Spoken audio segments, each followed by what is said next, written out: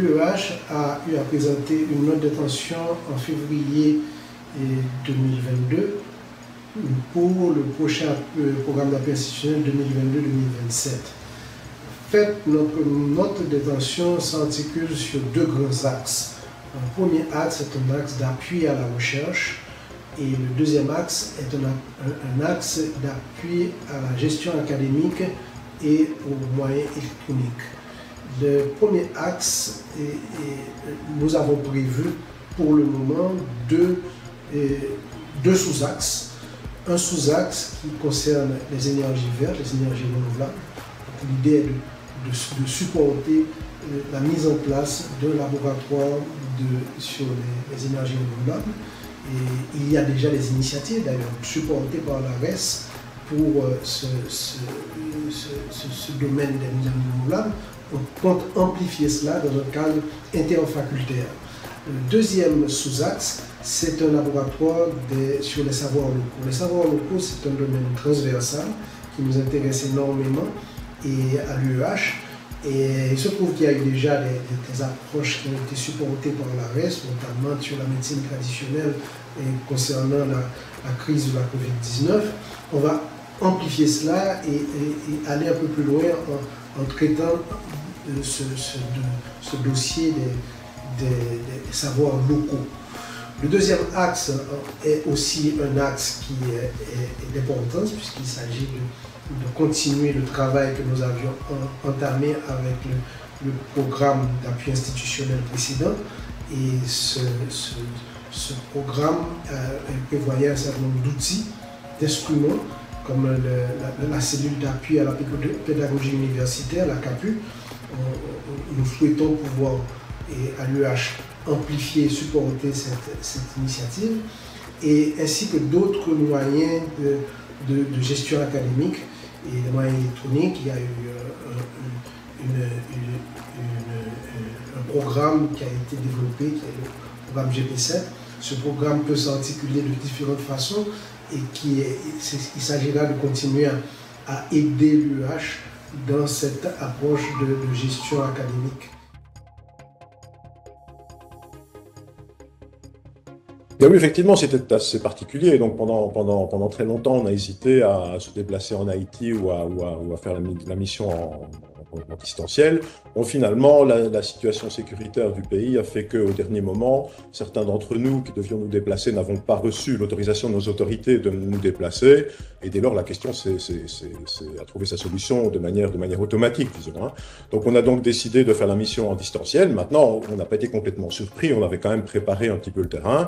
Et donc, voilà, nous avons tenu toutes nos discussions en distanciel. On s'est aussi beaucoup aidé, je pense, d'échanges écrits. Donc, on a travaillé souvent à partir de documents de travail et on échangeait les documents, on faisait des versions 1, des versions 2 qu'on discutait. Donc je pense que cet outil écrit a aussi été une manière d'avancer dans les travaux. Donc voilà, en quelques mots, sur le contexte un peu particulier de la mission d'identification en Haïti. Les axes, nous en avons identifié 3, donc ce sont 3 axes d'action transversale, nous sommes dans un appui institutionnel, donc il y a 3 axes d'intervention transversaux. Alors ces axes se déclinent en un certain nombre de résultats, parfois il n'y a qu'un seul résultat associé à un axe, parfois il y en a plusieurs. Je vais donc y revenir dans un instant, mais je voudrais peut-être aussi insister sur le fait que ces démarches transversales que nous prévoyons vont être mises en application, disons, dans certaines thématiques disciplinaires qui ont aussi été identifiées par l'Université d'État d'Haïti comme étant des thématiques prioritaires. Alors peut-être je peux commencer par ces thématiques prioritaires. Donc d'une part, il y aura l'environnement et les énergies vertes. C'est un domaine d'action, enfin un souhait, un domaine dans lequel l'Université d'État d'Haïti souhaite travailler. Il y a aussi les savoirs locaux avec la médecine traditionnelle et le droit informel. Et enfin, il y a aussi la pédagogie universitaire. Donc ces 3 disciplines thématiques seront des domaines de mise en application de nos démarches, mais ce ne seront pas les seuls, disons. Ce sont les démarches, ce sont les disciplines prioritaires. Alors j'en viens à présent aux axes et aux résultats. Donc il y a 3 axes d'intervention. Le premier axe qui correspond en fait aux résultats, pour cet axe 1 il n'y a qu'un seul résultat, c'est simplement le renforcement de la digitalisation de l'UH. Alors le deuxième axe d'intervention, c'est un appui au montage de projets, parce que notamment dans l'appui institutionnel finissant, nous devions constater que parfois quand il s'agissait de monter des projets, il y avait des difficultés. Nous avons également eu l'occasion de discuter avec d'autres bailleurs de fonds de l'UH qui eux aussi rencontrent parfois ce genre de difficultés. Donc nous avons décidé de mettre en œuvre diverses actions qui vont pouvoir faciliter, disons, le montage de projets de tout type, hein, que ce soit des projets pédagogiques, des projets scientifiques, quel que soit le domaine. Donc on va essayer d'appuyer l'UH dans ce domaine. Et alors enfin, le troisième axe, qui lui comprendra plusieurs résultats. Donc le troisième axe va consister à renforcer la recherche à l'UH. Donc il y aura trois sous-axes ou trois résultats, disons.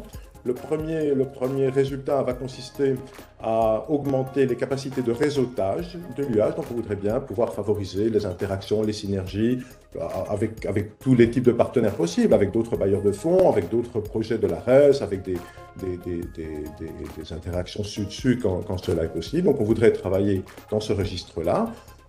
On voudrait également renforcer les compétences des chercheurs de l'UH par le développement de divers types de formations à la recherche, des démarches de renforcement des méthodologies de la recherche, des statistiques, des sciences des données, enfin des outils traditionnels de la recherche. Donc on voudrait pouvoir renforcer les chercheurs dans ces domaines-là.